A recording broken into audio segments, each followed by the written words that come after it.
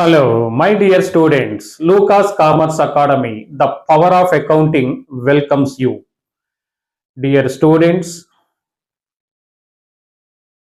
ఈ రోజు జరిగిన CMA ఫౌండేషన్ అకౌంటింగ్ సంబంధించి మనం ఎనాలిసిస్ చేయబోతున్నాం. జస్ట్ ఇప్పుడే నాకు ఈ పేపర్ అందింది. ఒకసారి పేపర్ ఓవరాల్గా చూశాను. ఈ పేపర్ యావరేజ్గా ఉందని చెప్పొచ్చు. గత అటెంప్ట్తో పోలిస్తే ఏ అటెంప్ట్తో పోల్చినా కూడా కొంచెం టఫే ఈరోజు ఇచ్చిన పేపర్. కానీ ఓవరాల్గా పేపర్ మాత్రం వచ్చేసి ఈజీ అని చెప్పొచ్చు. గత అటెంప్ట్తో పోలిస్తే మాత్రం ఈరోజు పేపర్ టఫ్గానే ఉంది. ఓకే, సో ఒక్కసారి 1 by 1 బిట్ వైజ్ మనం చూడబోతున్నాం. Okay, God. సో మీకు ఆల్రెడీ తెలుసు, లా వచ్చేసి అప్ టు 50 బిట్స్ వరకు ఉంటాయి. 51 నుంచి అకౌంటింగ్ స్టార్ట్ అవుతుంది, 51 to 100. ఓకే, ఒక్కొక్క బిట్ చదువుతూ ఆన్సర్ నోట్ చేద్దాం. Bit 1, what is the primary purpose of financial accounting? Primary purpose అనగానే మనకు వచ్చేసి it provides information to the users in the form of financial statements చెప్పొచ్చు మనం. So once again, what is the primary purpose of financial accounting? A, providing financial information to the stakeholders. So this is the right answer. అయితే B option వచ్చేసి to minimize taxes. C వచ్చేసి to maintain details of assets and liabilities. All the above. So ఇక్కడ మీకు confusion గా కనిపించవచ్చు bit, all the above పెట్టే students కూడా ఉండి ఉంటారు. అయితే ఇక్కడ అడిగింది what is the primary purpose అనగానే మనకు వచ్చేసి providing financial information to the users in the form of financial statements. కాబట్టి బిట్ 1 వచ్చేసి మనకి రైట్ ఆప్షన్. డి కాదండి, బిట్ 1 వచ్చేసి రైట్ ఆప్షన్ వచ్చేసి A. Okay, next one, dash is the science and art of correctly recording in the books of accounts all those transactions that result in transfer of money or money's worth. And so transaction ni రాయడాన్ని ఏమని పిలుస్తామంటే book keeping అండి. Not only recording but also preparation of final accounts accounting అంటాం. ఇక్కడ అడిగింది it is the science and art of recording the transaction in books of account is known as book keeping. కాబట్టి last option, accounting వేరు, accountancy వేరు, journalising వేరు, book keeping వేరు అండి. Book keeping అనగానే రికార్డింగ్ ద ట్రాన్సాక్షన్. అకౌంటింగ్ ఇప్పుడే చెప్పాను, not only recording but also అసర్టైన్మెంట్ of results. Next journalising, the process of making journal entry in the journal is known as journalising. Okay, కాబట్టి మన option వచ్చేసి D right option. Next one, third అంటే 53. In accounting, dash provides common set of rules and regulations which is used to measure, recognize, present and disclosure of information appearing in an entity's financial statement అండి. So చాలా broad గా ఇచ్చాడు accounting సంబంధించి. Option చూడండి, accounting provides common set of rules, guidelines which are used to measure, recognize, present and disclosure requirement అండి. So ఇక్కడ options లో మనకి ఫ్రేమ్ వర్క్ అండి. సో దీన్ని బ్రాడ్ గా ఇచ్చాడు కాబట్టి దీని ఆన్సర్ ఫ్రేమ్ వర్క్ గానే తీసుకోవాలి. సో కాన్సెప్ట్ అనగానే an idea or thought which has universal application అండి. కాబట్టి ఇది రైట్ ఆప్షన్ కాదు. రెగ్యులేషన్ కాదు. ప్రిన్సిపల్స్ అనగానే ఇది కూడా నేరోగా వాడుకుంటామండి. కాబట్టి ఫ్రేమ్ వర్క్ బ్రాడ్ గా ఇచ్చాడు కాబట్టి దీని ఆన్సర్ ఏగా తీసుకుందాం. ఓకే, సో 53 వచ్చేసి ఏ. సో కొంతమంది దీన్ని ప్రిన్సిపల్స్ గా పెడతారండి. దాంతో ఫ్రేమ్ వర్క్ తో పోలిస్తే ప్రిన్సిపల్ నేరోగా కనిపిస్తుంది. సో అన్ని డెఫినేషన్ లో ఉన్నాయి కాబట్టి మరి చెప్పిన ఇన్ఫర్మేషన్ లో, కాబట్టి రైట్ ఆప్షన్ ఏంటంటే ఫ్రేమ్ వర్క్. నెక్స్ట్ తర్వాత 54, identify the personal account from the following. So what is the personal account అని అడిగాడు. Salary payable is the personal account, tax paid వచ్చేసి నామినల్ అకౌంట్, ఇన్వెస్ట్మెంట్ వచ్చేసి రియల్ అకౌంట్, ట్రేడ్ మార్క్ వచ్చేసి real account. కాబట్టి option వచ్చేసి మనకి ఏ. 54 కూడా వచ్చేసి ఆప్షన్ ఏ. నెక్స్ట్ 55కి వస్తున్నాను. Dash approach of determining debit and credit aspect of organization is based on conventional classification of accounts. A, diamond rule. B, silver rule. C, iron rule. D, golden rule. So మీకు already అందరూ option right పెడతారు, golden rule. కాబట్టి D option, దీని గురించి పెద్ద discussion అవసరం లేదండి. Okay, good. Next 56 అండి. The books of accounts in which transactions of a specific type, examples వాడే ఇచ్చాడు. Credit purchases, credit sales is are initially recorded is called. అంటే ఇక్కడ మనకి ట్రాన్సాక్షన్ ని జర్నల్ లో రాయొచ్చు ఆర్ సబ్సిడరీ బుక్స్ లో రాయొచ్చు అండి. జర్నల్ అన్న సబ్సిడరీ బుక్స్ అన్న బోత్ ఆర్ సేమ్. కాబట్టి సబ్సిడరీ బుక్స్ లో each book is used for recording A particular nature of transaction. Purchases book credit purchase of goods రాస్తారు. సేల్స్ బుక్ వచ్చేసి credit sale of goods. Purchases returns వచ్చేసి మనకి goods return on credit basis. Sales returns వచ్చేసి మనకి credit basis.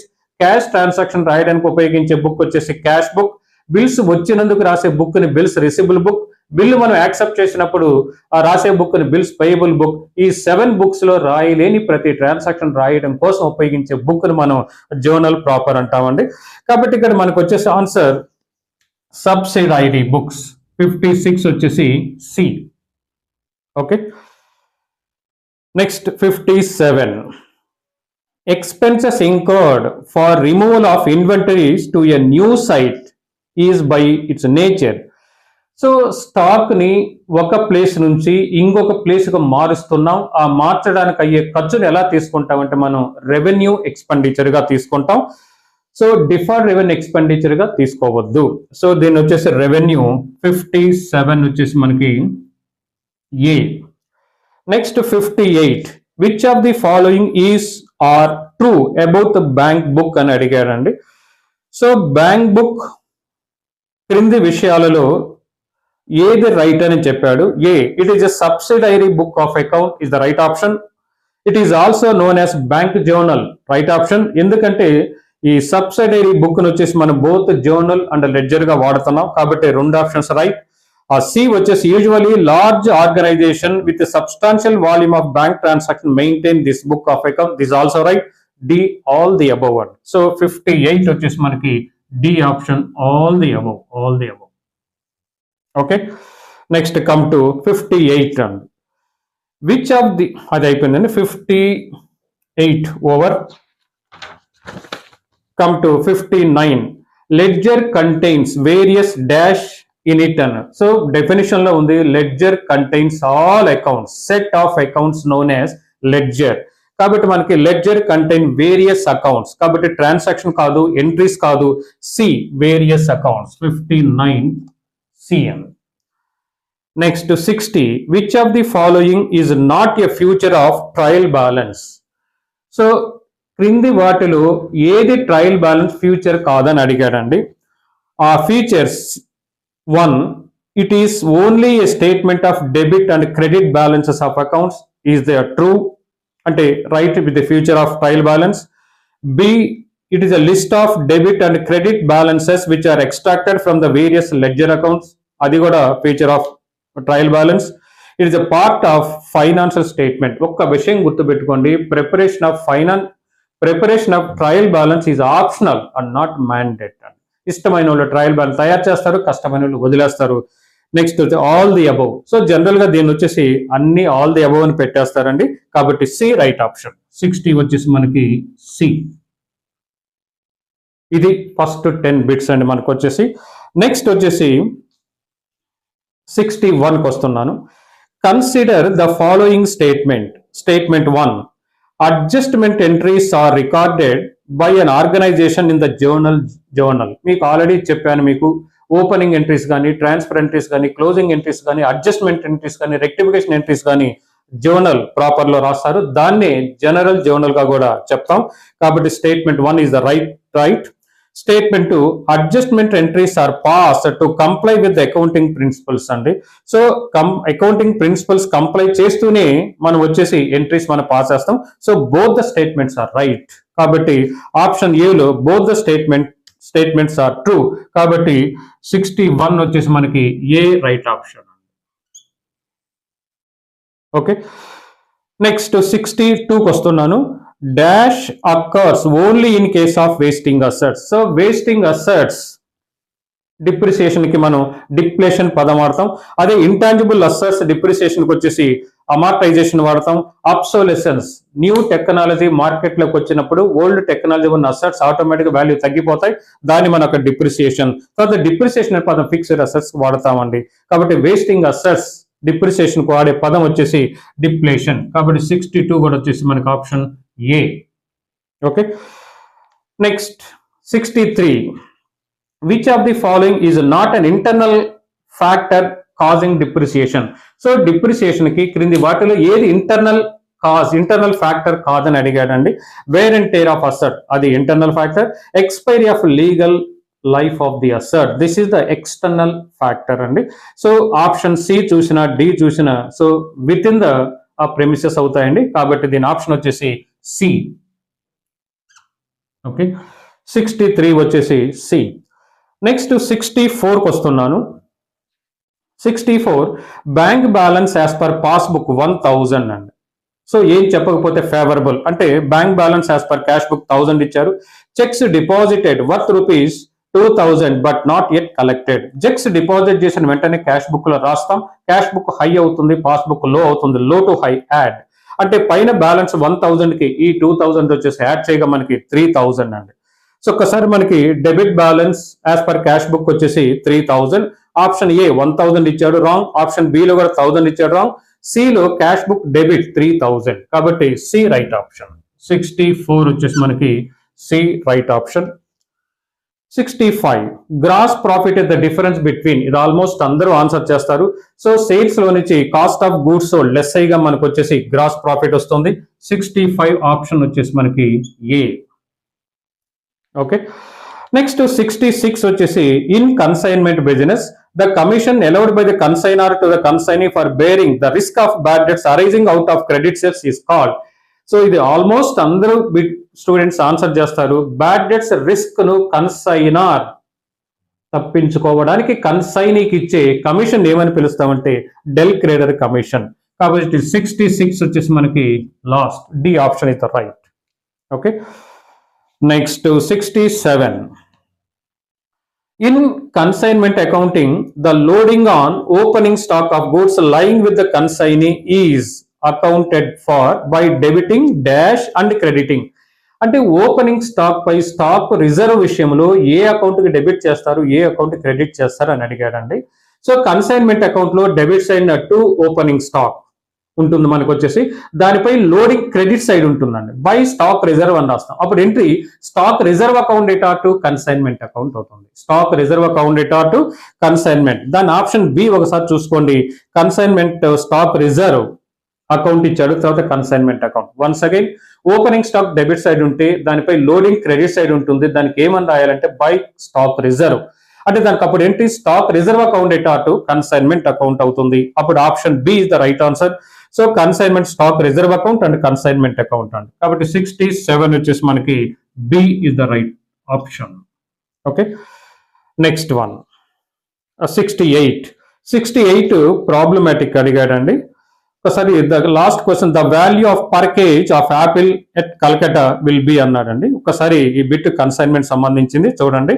Mister J of Jammu consigned 3000 apples to K of Calcutta, the cost being 60 per kg అండి. 3000 kgs కొన్నారు, 60 per kg plus 12,000 for freight అండి. కాబట్టి non recurring expenses cost add చేద్దాం. It is estimated that 20% of loss of the goods is unavoidable. Unavoidable loss is nothing but normal loss అండి. కాబట్టి total గా మనకు వచ్చేసి 3000 మీద 20% 600 యూనిట్స్ పోతే అండి, కేజెస్ పోతే 2400 కేజెస్ మన చేతులు మిగిలి ఉన్నాయి. అవి గుడ్ యూనిట్స్, కాస్ట్ అంతా దాని నుంచి రాబట్టుకోవాల్సింది. కాబట్టి ఈ టోటల్ కాస్ట్ బై 3000 వేయకూడదండి. నార్మల్ లాస్ లెస్ అయిన తర్వాత వచ్చిన ఆన్సర్ మనకి తీసుకోవాలి. కాబట్టి ఇక్కడ 3000 కేజెస్, ఒక్కొక్క కేజీ 60 రూపీస్ అంటే 1,80,000 ప్లస్ ఒక నాన్ రికరింగ్ ఎక్స్పెన్సెస్ 12,000, 1,92,000 అండి. 1,92,000 డివైడెడ్ బై 3000 కాదమ్మా 2400 అండి. ఓకే, 80 రూపీస్ పర్ కేజ్ అండి. ఓకే, కాబట్టి option A is the right option అండి. 68 ఆప్షన్ ఏ. ఇప్పుడు చూడండి తర్వాత 69, Aarti and Bharati enter into joint venture sharing profits and losses equal గా పంచుకుంటున్నారు. Aarti purchased 1000 kgs of rice ₹50 per kg. Bharati purchased 2000 kgs of millet at the rate of ₹60 per kg. Arati sold 2000 kgs of millet at the rate of 70, while Bharati sold 10,000 kgs of rice at the rate of 60 per kg. Given the same set of books are maintained to record the joint venture transaction, the share of profit of Bharati. So, ఈ joint venture business లో వచ్చిన profit Bharati share ఎంత అని అడిగాడు. ఇద్దరు equal కాబట్టి total profit calculate చేద్దాం. దాంట్లో హాఫ్ ఆఫ్ ది ప్రాఫిట్ ఎవరికి వెళ్తుందంటే మనకి భారతికి వెళ్తుంది. ఒక్కసారి ఇక్కడ క్లోజింగ్ స్టాక్ అనేది లేదు, ఎంతైతే కొన్నారో మొత్తం అమ్మారండి. ఒక్కసారి క్యాలిక్యులేటర్ అప్లై చేయబోతున్నాను. ఫస్ట్ మీరు 2000 kgs కొన్నారు అంటే 2000 into 60 per kg. And once again sorry, first మీరు కొన్నది 10,000 kgs అండి.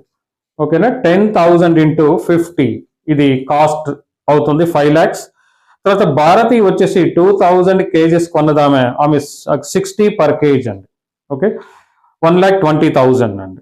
తర్వాత వాళ్ళు సేల్ చేసింది ఆరతి సోల్డ్ 2000 వచ్చేసి మనకి కేజెస్ ని 70 రూపీస్ చొప్పున అమ్మారు. దీన్ని M+ లో పెడుతున్నాను, ఇందాక 2 M- లో పెట్టాను.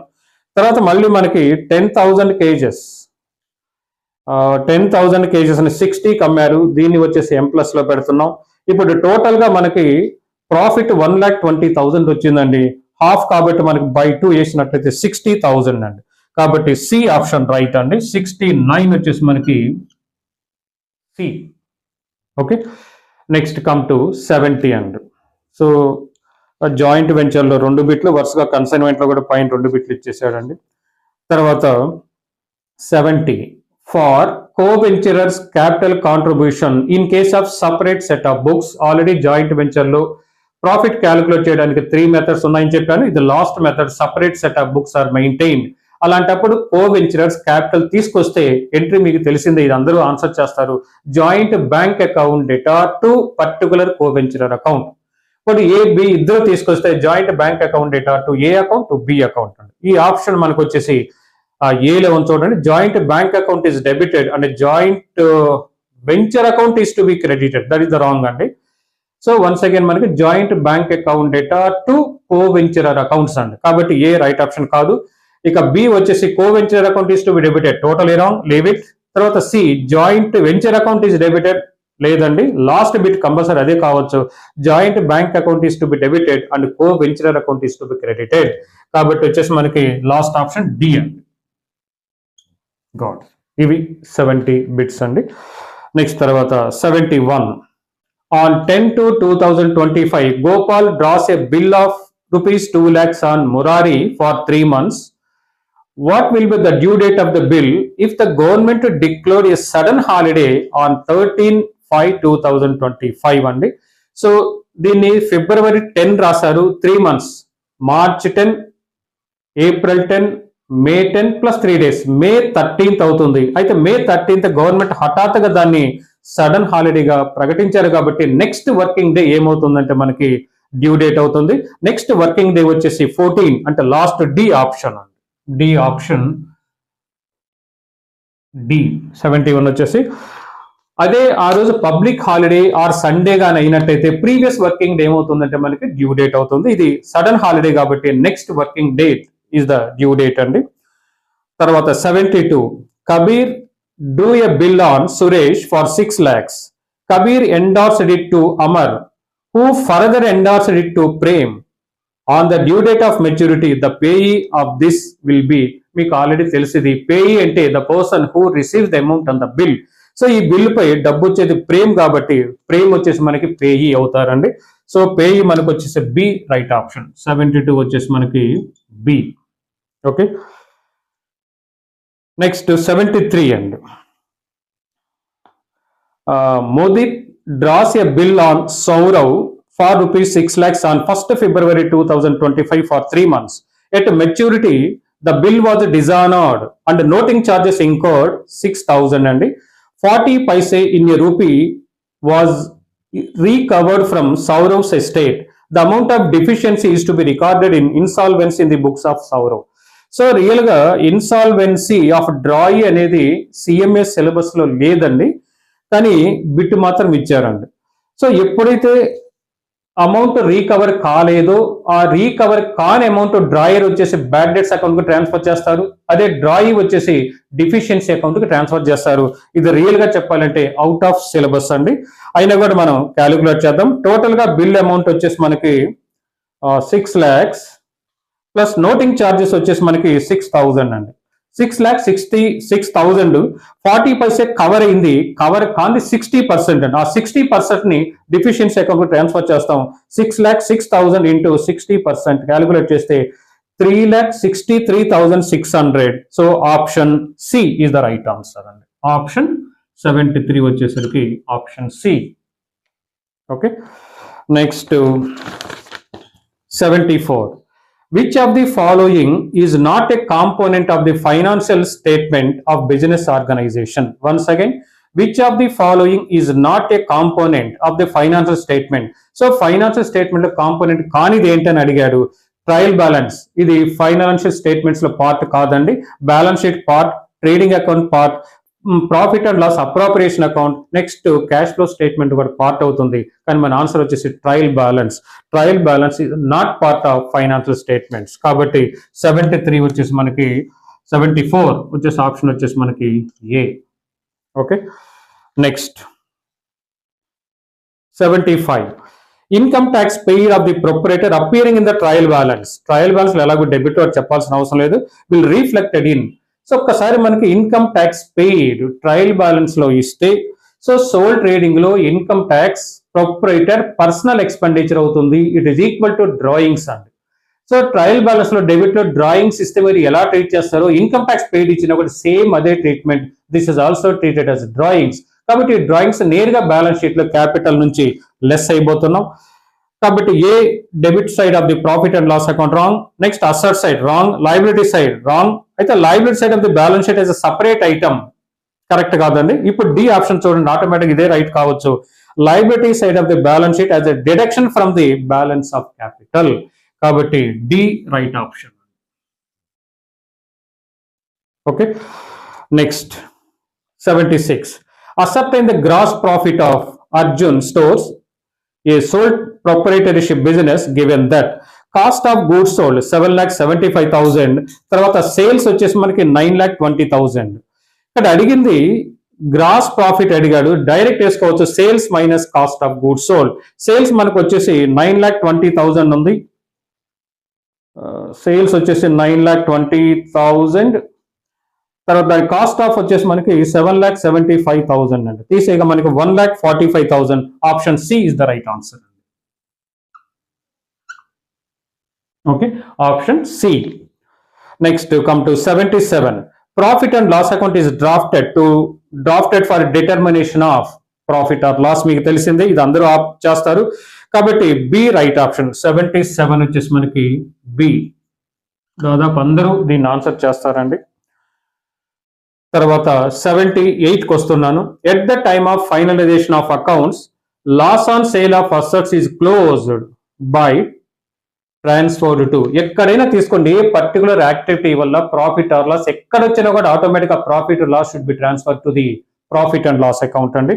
కాబట్టి debit side of the profit and loss account loss, కాబట్టి డెబిట్ సైడ్ ఏముంటుంది 78 వచ్చేసి మనకి ఆప్షన్ ఏ అండి.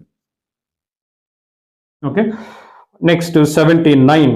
Which of the following is or items reflected under current liabilities in the balance sheet అండి. Accounts payable liability, outstanding expense liability, advance from customers also liability, D all the above అండి. కాబట్టి 79 వచ్చేసి మనకి D all the above. Next and 80. So ఎల్కాస్ trial balance consist of the following. Trial balance లో క్రింద items ఇస్తున్నాడండి. Bad debts వచ్చేసి 10,000 ఉంది. Provision for bad debts opening 16,000 ఉందండి. ఈ రెండు ట్రయల్ బ్యాలెన్స్ లో ఉన్నాయి. At the time of finalisation it is decide to maintain balance of provision of for doubtful debts 11,000 అండి. ఫర్ దట్ పర్పస్ ఒక్కసారి ట్రయల్ బ్యాలెన్స్ లో బ్యాడ్ డెట్స్ ఇస్తే దాన్ని మీరు సింపుల్గా P&L అకౌంట్లో డెబిట్ సైడ్ రాయడమే. ఓల్డ్ ప్రొవిజన్ 16,000 ఇచ్చాడు, న్యూ ప్రొవిజన్ 11,000 ఇచ్చున్నాడు. ఎప్పుడైతే ఓల్డ్ ప్రొవిజన్ ఎక్కువగా ఉంటే మనకి గెయిన్ అవుతుంది కాబట్టి ఆ డిఫరెన్స్ ని ప్రాఫిట్ అండ్ లాస్ అకౌంట్లో క్రెడిట్ సైడ్, అదే న్యూ ప్రొవిజన్ ఎక్కువగా ఉంటే ఆ డిఫరెన్స్ ప్రాఫిట్ అండ్ లాస్ అకౌంట్లో డెబిట్ సైడ్. ఇక్కడ మనకి ఓల్డ్ ప్రొవిజన్ ఎక్కువ ఉంది కాబట్టి ప్రాఫిట్ అండ్ లాస్ అకౌంట్లో క్రెడిట్ సైడ్ ఆ డిఫరెన్స్ అంటే 5,000 అండి. ఒక్కసారి లాస్ట్ డి ఆప్షన్ చూడండి, profit and loss account created by ₹5,000 కాబట్టి దిస్ ఇస్ ఆల్సో డి అండి. ఓకే, సో ఇది 80 అండి. Next 81, the capital of non profit seeking organisation ఈ జనరలీ నోన్ యాజ్, ఇది ఆల్మోస్ట్ అందరూ ఆన్సర్ చేస్తారండి. సో సోల్ ప్రొపరేటర్షిప్ పార్ట్నర్షిప్ లో క్యాపిటల్ ఎలా ఉంటుందో అలాంటిదే మనకు వచ్చేసి నాన్ ట్రేడింగ్ కన్సర్న్ లో ఉంటే దాన్ని క్యాపిటల్ ఫండ్ అంటామండి. ఇది ఆల్మోస్ట్ అందరూ ఆన్సర్ చేస్తారు. 81 వచ్చేసి మనకి బి అండి. ఓకే, 81 వచ్చేసి మనకి B. Next come to 82, which of the following is are not true about the income and expenditure account అండి. ఇన్కమ్ అండ్ ఎక్స్పెండిచర్ అకౌంట్ సంబంధించి ట్రూ కానిది ఏంటి అని అడిగాడండి. It is by nature is a real account అండి. ఇది feature కాదండి వచ్చేసి మనకి అక్కడ. వన్ సెకండ్ క్వశ్చన్ చూడండి, which of the following is not true about the income and expenditure account అండి. ఏది ట్రూ కాదని అడిగాడండి. A it is by nature of real account, no వచ్చి ఇది ఏ అకౌంట్ కిందకు వస్తుందండి, మనకి నామినల్ అకౌంట్ కిందకు వస్తుంది కాబట్టి ఇది నాట్ ట్రూ అని చెప్పొచ్చు అండి. తర్వాత deals with transactions of capital nature only, అక్కడ రెవెన్యూ నేచర్ మాత్రమే తీసుకుంటాం. This also not true. It is desired, it is drafted on cash basis, లేదండి mercantile basis or accrual base లో రాస్తాం. All the above. So question paper మాత్రం చాలా beautiful గా set చేశారండి. క్వశ్చన్ పేపర్ ఈజీగా ఇవ్వచ్చు కానీ ఎందుకనో అక్కడక్కడ బాగానే ట్విస్ట్ చేశాడు పేపర్లు. సో చెప్పారుగా ఇందాకనే గత అటెంప్ట్ తో పోలిస్తే మాత్రం ఈ paper tough, no doubt in that అండి, నో డౌట్ ఇన్ దట్. కాబట్టి ఇక్కడ డి 82 వచ్చేసి మనకి డి అండి. తర్వాత 83కి వస్తున్నానమ్మా. Consider the following statement. Statement 1, in receipts and payment account transactions are recorded on accrual basis. Wrong అండి, క్యాష్ బేసిస్ లో రాస్తాం కాబట్టి statement 1 is the wrong. Statement 2, in income and expenditure account incomes and gains get credited and expenses losses are recorded in the debit side. This is the right అండి. Statement 1 వచ్చేసి wrong, statement 2 is the right.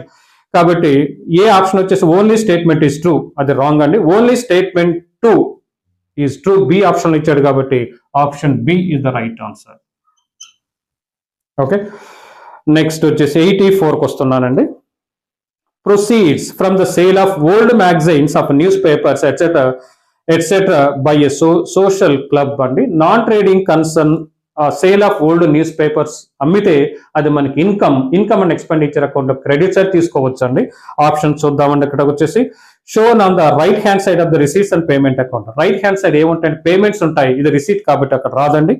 Shown as expenditure in income and expenditure account, expense గా చూపకూడదు, ఇది income కాబట్టి credit side రావాలి. C shown as an income in the income and expenditure account కాబట్టి ఇది right option. 84 వచ్చేసి మనకి C. 85, expenses incur to obtain a license for starting a factory is అన్నాడు. సో మీరు ఏదైనా సరే సినిమా థియేటర్ కానీ షాప్ కానీ స్టార్ట్ చేయడానికి మీరు లైసెన్స్ కానీ తీసుకుంటే ఫస్ట్ టైం పే చేసే license fee always capital expenditure. మళ్ళీ రెన్యువల్ చేస్తున్నట్టయితే అది రెవెన్యూ ఎక్స్పెండిచర్ అవుతుంది. ఇది వచ్చేసి స్టార్ట్ చేయడానికి చెప్పాడు కాబట్టి capital expenditure. So factory start చేయడానికి మనం లైసెన్స్ తీసుకోవాల్సి వచ్చింది.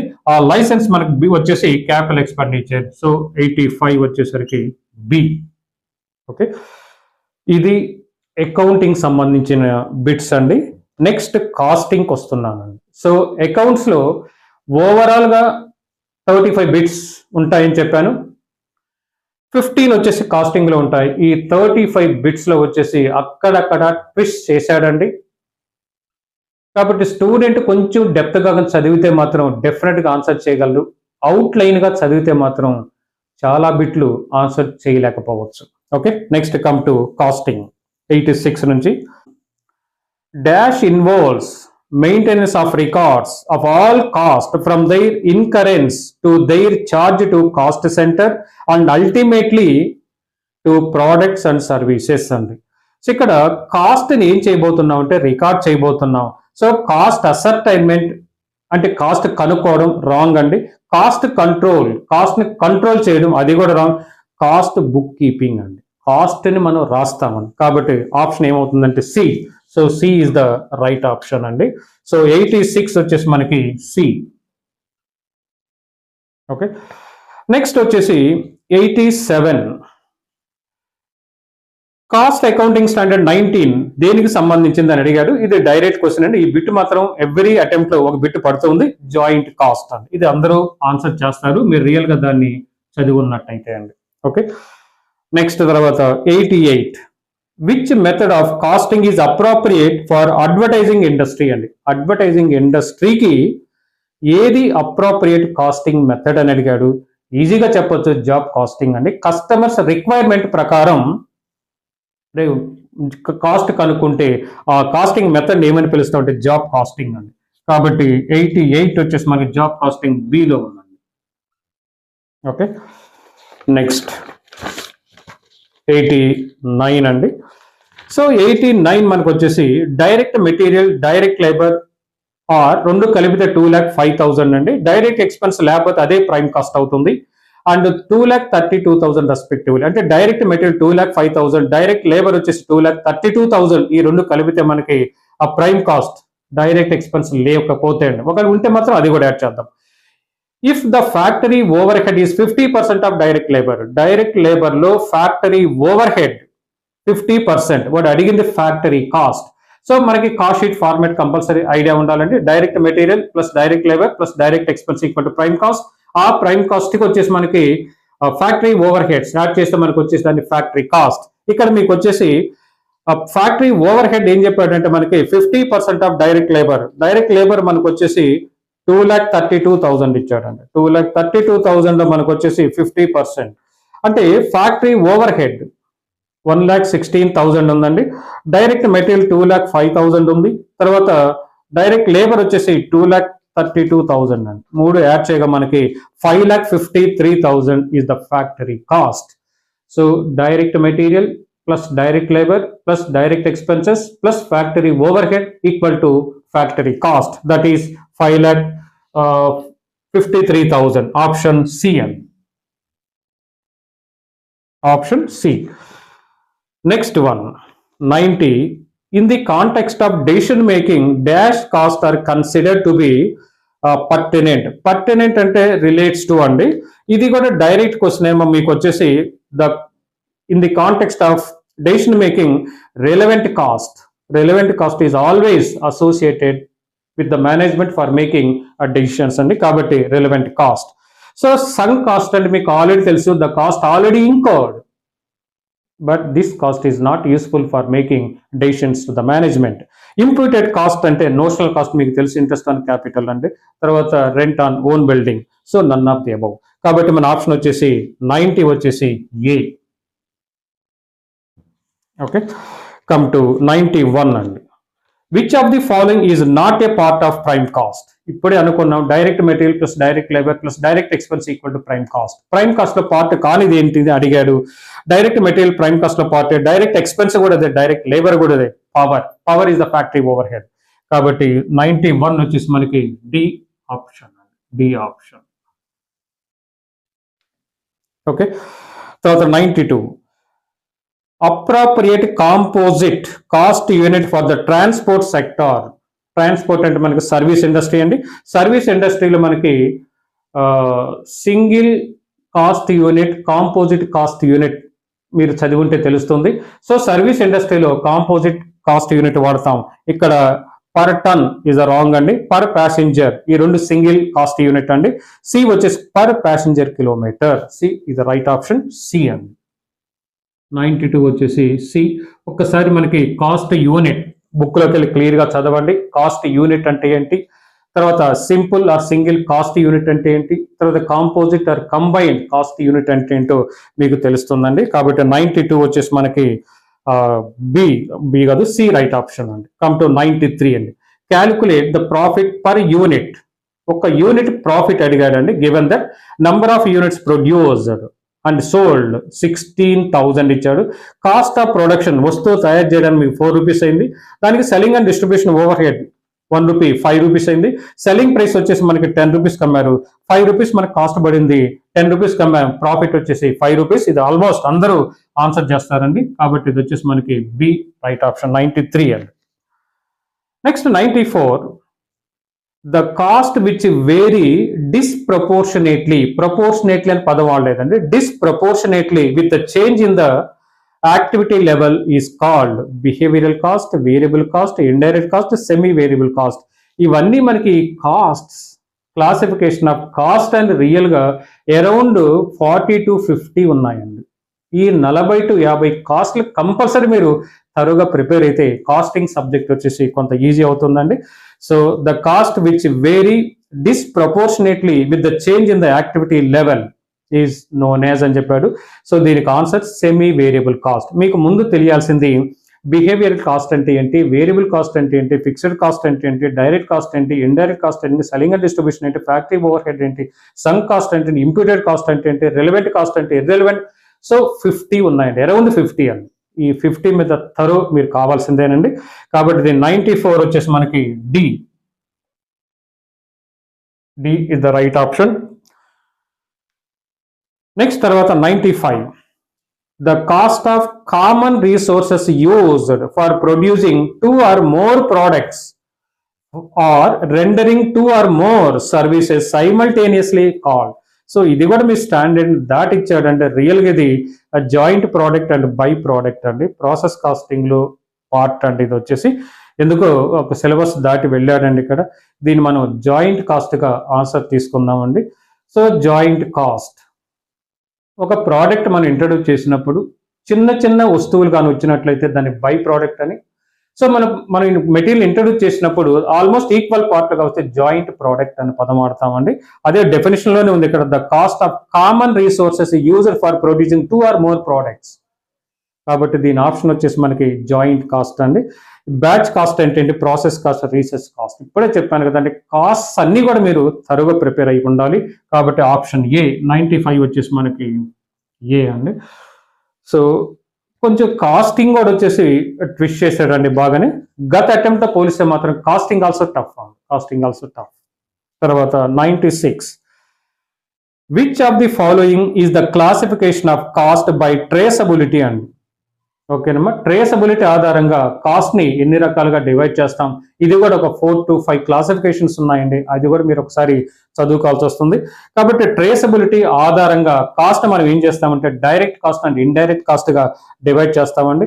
So fixed, variable, semi variable ఈ క్లాసిఫికేషన్ ఏమని పిలుస్తారు, నార్మల్ కాస్ట్, అబ్నార్మల్ కాస్ట్ ఏమని పిలుస్తారు, controllable cost and non controllable cost ఏమని పిలుస్తారు, ఆ క్లారిటీ మీకు ఉండాలి. So direct and indirect cost గా డివైడ్ చేస్తే దాన్ని ట్రేసబిలిటీ ఆధారంగా చెప్తామండి. కాబట్టి D option is the right. 96 వచ్చేసి మనకి డి అండి. Come to 97, variable cost or fixed అండి. ఇది ఆల్మోస్ట్ అందరూ చేస్తారు. మనకి అసలు వేరియబుల్ కాస్ట్ అంటే ఏంటో తెలుసుకొని దాని మీద కొన్ని ఎగ్జాంపుల్ చేయాలండి. ఫిక్స్డ్ కాస్ట్ అంటే ఏంటి, దాని మీద కొన్ని ఎగ్జాంపుల్. సెమీ వేరియబుల్ కాస్ట్ అంటే కొన్ని ఎగ్జాంపుల్ అండి. సో ప్రతి కాస్ట్ కి ఒక ఎగ్జాంపుల్ గా ఉన్నట్టయితే మీరు ఈజీగా ఆన్సర్ చేయొచ్చు అండి. కాబట్టి variable cost per unit is always fixed అండి. కాబట్టి ఆప్షన్ డి. వీటి మీద కొంచెం ప్రాబ్లం చేయాల్సి వస్తాయి. ఎగ్జాంపుల్స్, ప్రాబ్లమ్స్ అని చెప్పను కానీ ఎగ్జాంపుల్స్ గా మీరు చేసినట్టయితే చాలా హ్యాపీగా ఆన్సర్ చేయొచ్చు అండి. ఇది 97. కమ్ టు 98 అండి. Given that gross factory cost is 2,03,000, net factory cost is 1,89,000, opening stock of work in progress is 28,000, determine the value of closing stock of work in progress. ఇది కాస్ట్ షీట్ కానీ మీరు perfect format కానీ idea ఉంటే చాలా ఈజీగా తీసుకోవచ్చు.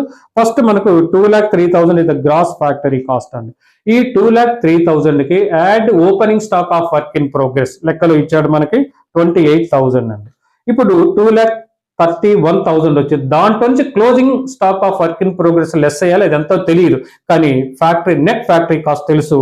ఇప్పుడు ఈ 2,31,000 లో నుంచి నెట్ ఫ్యాక్టరీ కాస్ట్ 1,89,000 లెస్ చేస్తే మనకి ఆన్సర్ వస్తుంది 42,000. ఆప్షన్ సి అండి.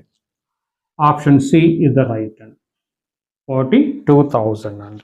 ఓకే, నెక్స్ట్ తర్వాత 99 అండి. Which of the following is included in the financial statement but not in cost account అండి. సో ఇది స్టాండర్డ్ బిట్ అండి, ఆల్మోస్ట్ అందరూ ఆన్సర్ చేస్తారు. డివిడెండ్ పెయిడ్ కాస్ట్ అకౌంటింగ్ లో తీసుకోరు, ఇంట్రెస్ట్ ఆన్ లోన్ తీసుకోరు, ప్రొవిజన్ ఫర్ బ్యాడ్ తీసుకోరు, కాబట్టి ఆల్ ది అబౌవ్ అండి. సో 99 వచ్చేసి మనకి all the above.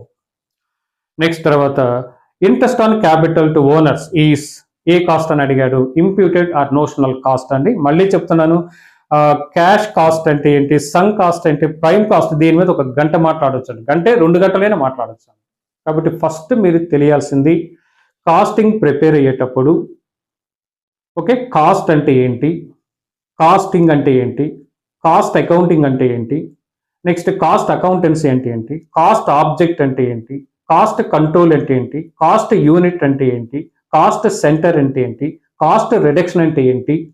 Okay, next classification of cost, this is the very very important question. Next తర్వాత మెథడ్స్ ఆఫ్ కాస్టింగ్ అంటే ఏంటి, ఎలిమెంట్స్ ఆఫ్ కాస్టింగ్ అంటే ఏంటి, నెక్స్ట్ టెక్నిక్స్ ఆఫ్ కాస్టింగ్ అంటే అవి ఏ ఇండస్ట్రీలో మీరు వాడతారు. ఓకే, తర్వాత cost sheet and problems on cost sheet. నేను చెప్పిన ఈ ఏరియా ప్రిపేర్ అయితే మీకు 30 మార్క్స్ 30 వస్తాయండి. ఓకే, నెక్స్ట్ కాబట్టి ఇంట్రెస్ట్ ఆన్ క్యాపిటల్ వచ్చేసి ఏమవుతుందంటే మనకి నోషనల్ కాస్ట్, కాబట్టి ఆప్షన్ వచ్చేసి డి, ఇది పేపర్ అండి. సో చేశాను, నేను చూశాను, గత అటెంప్ట్ పేపర్లు చూశాను, ఆ పేపర్లతో పోల్చినట్టయితే ఈ పేపర్ కొంచెం టఫ్ అని చెప్పొచ్చు. అయినా పర్ఫెక్ట్గా ఎవరైతే ప్రిపేర్ అవుతారో వాళ్ళు ఈజీగా దీన్ని కూడా ఆన్సర్ చేయొచ్చు అండి. అయితే అక్కడక్కడ కొన్ని బిట్లు పోతాయి. అయితే నేను ఆల్వేస్ స్టూడెంట్కి చెప్తూ ఉన్నాను, ఈ పేపర్లో 100 to 100 రావాలని. సో మోస్ట్లీ 100 to 100 వచ్చే అవకాశం తక్కువ అని చెప్పగలనండి. 90+ చాలా మందికి వస్తాయండి నా స్టూడెంట్స్లో ఈ పేపర్ సంబంధించి. Okay, God. సో ఇది ఈరోజు జరిగిన CMA foundation financial and cost accounting paper analysis. Okay, so dear students, accounting is the very important subject for CA foundation and CMA foundation, hence pay careful attention and pay careful attention. ఇక నేను upload చేయబోయే videos అన్నీ కూడా CA CMA foundation and inter మీద ఉంటాయి. So ప్రతి వీడియోని జాగ్రత్తగా అబ్జర్వ్ చేయండి. Already told you this channel can change your life and మీరు నమ్మితే ఈ ఛానల్ మీ లైఫ్ని చేంజ్ చేస్తుందని స్ట్రాంగ్గా చెప్పగలను. Okay, so dear students, so Lucas commerce academy మన అందరి ఛానల్. సో ప్రతి ఒక్కరు మన ఛానల్ని సబ్స్క్రైబ్ చేయండి, లైక్ చేయండి, షేర్ చేయండి. ఓకే, నెక్స్ట్ వీడియోలో మళ్ళీ మిమ్మల్ని కలుస్తాను. Till then, thank you very much.